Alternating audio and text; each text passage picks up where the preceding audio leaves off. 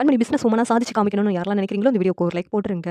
கண்மணி திறமைய தெரிஞ்சுக்கிட்ட ஒரு பிசினஸ் மேன் கண்மணி கிட்ட டீல் பேசுறதுக்காக கண்மணி வீட்டுக்கு வர்றாங்க. அந்த பிசினஸ் மேன பார்த்ததும் கண்மணி, "நீங்க யாரு சார்? என்ன விஷயமா இங்க வந்திருக்கீங்க?" அப்படின்னு சொல்லிட்டு கேட்குறாங்க. உடனே, "நீங்க தானே கண்மணி, உங்கள பார்க்கறதுக்காக தான் வந்திருக்கோம்." அப்படின்னு சொன்னதும், "உள்ள வாங்க சார்." அப்படின்னு சொல்லிட்டு கண்மணி உட்கார சொல்றாங்க. உடனேவும், சார் என்ன விஷயமா என்ன பார்க்க வந்திருக்கீங்க?" அப்படின்னு சொல்லிட்டு கண்மணி கேட்குறாங்க. உடனே, "இங்க பாருங்கம்மா, உங்களோட ஐடியானால தான் அந்த கண்மணி கம்யூனிட்டி கிட்சனே உருவாச்சுன்னு சொல்லி கேள்விப்பட்டோம். நீங்க அந்த வீட்ட விட்டு வெளிய வந்ததுனால, அந்த கம்யூனிட்டி கிட்சனையும் ஷட் டவுன் பண்றேன்னு சொல்லி நீங்க சொன்னதாவும் கேள்விப்பட்டோம். நான் பெரிய கம்பெனி வச்சிருக்கேன்ம்மா. அதுல நெறைய பேர் வேல பார்க்குறாங்க.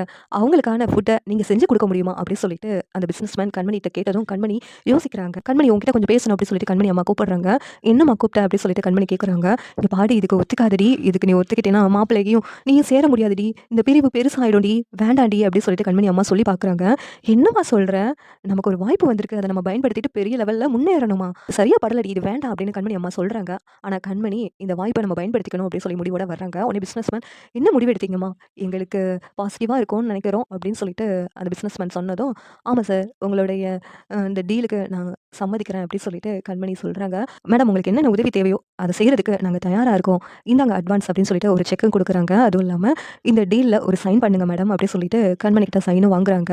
"இந்த ஆர்டர் உங்களுக்கு தான் மேடம் நாங்க குடுத்துருக்கோம். நீங்க நல்லபடியா எங்களுக்கு குவாலிட்டியான ஃபுட் குடுப்பீங்கன்னு எங்களுக்கு நம்பிக்கை இருக்குது. All the best madam." அப்படி சொல்லிட்டு அந்த பிசினஸ்மேன் சொன்னதும் கண்மணிக்கு ரொம்ப சந்தோஷமாயிடுது. என்னுடைய முதல் அடி பிசினஸ்ல எடுத்து வைக்க போறேன். இது சக்சஸ்ஃபுல்லா இருக்கணும் முருகா அப்படின்னு சொல்லிட்டு முருகன் கிட்ட போயிட்டு அந்த அ கவர எல்லாத்தையும் வச்சுட்டு சாமி கும்பிடுறாங்க.